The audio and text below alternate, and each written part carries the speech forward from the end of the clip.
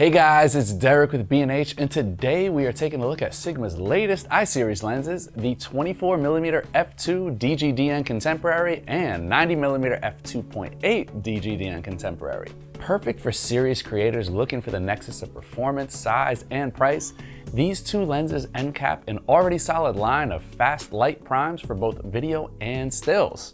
Continuing in the tradition of the I-Series, these stylish prime lenses for full-frame E-mount and L-mount mirrorless cameras have been designed at the intersection of compact size and unwavering optical integrity. With cues taken from the rigorous quality standards of Sigma's Cine lenses, the I-Series shows that premium glass doesn't have to be big, doesn't have to be heavy.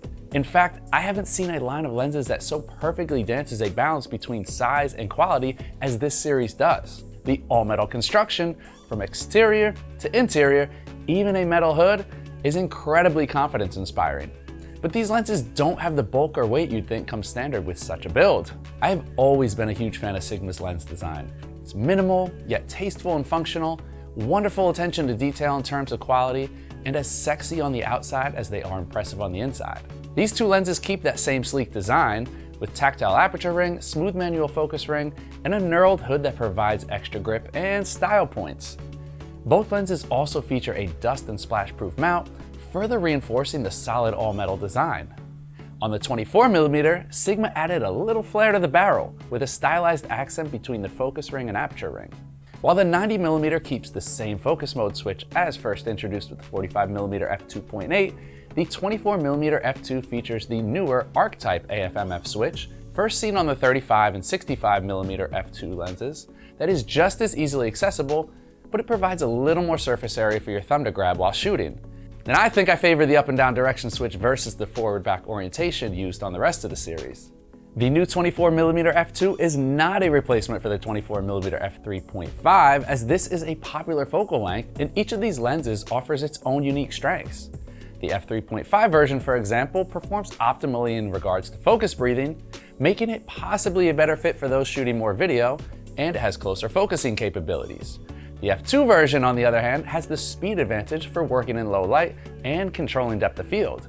Naturally, in producing a fast, wide, ultra-sharp prime lens, you're going to incrementally increase the size of the lens. Although, at a touch over 3 inches in length, around 13 ounces with a filter size of 62mm, we aren't talking any substantial size or weight here.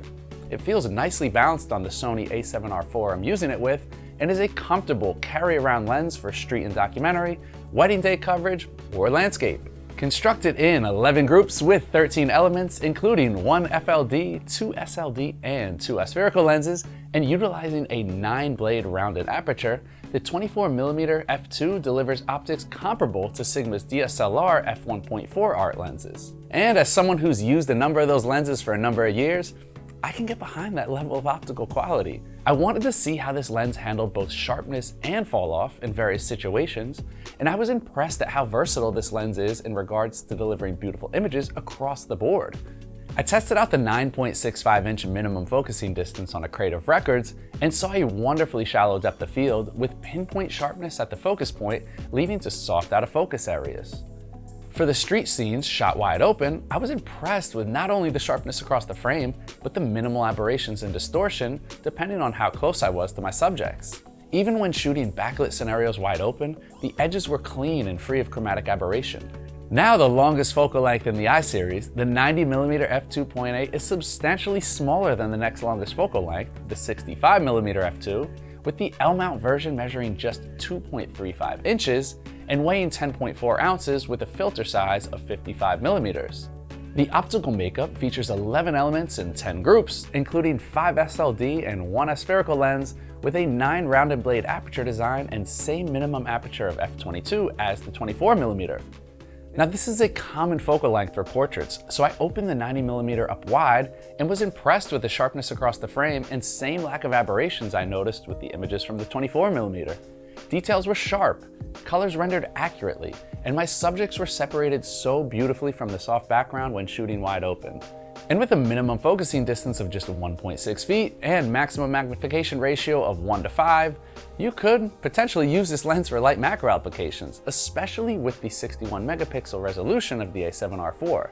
The autofocusing stepping motor powering both of these lenses pairs great with the speed and autofocusing capabilities of the A7R4, with accurate focus achieved just as quickly as it was quietly. And as I've become used to with Sigma lenses, manual focus pulls smooth and crisp, making it ideal for use in video, or for example, when I wanted to focus on a distant subject through the spray of a fountain. One added touch I love with these lenses is the inclusion of a metallic magnetic lens cap, which pairs with the optional CH11 magnetic cap holder sold separately. It's the attention to detail Sigma has that really drives home their dedication to quality. Look, I'd be lying if I said looks don't matter to me when it comes to camera gear, but when that attention to aesthetics is met with an equally discerning standard for performance, that's where great lenses stand apart from the pack. The Sigma 24mm f2 and 90mm f2.8 are two such lenses, and they make a worthy addition to the Sigma I series. Like the rest of Sigma's glass, they look as good on the camera as the images they produce, and doing it in an affordable way is one of the things I really love about this brand. I'm Derek with B&H. I'll catch y'all next time.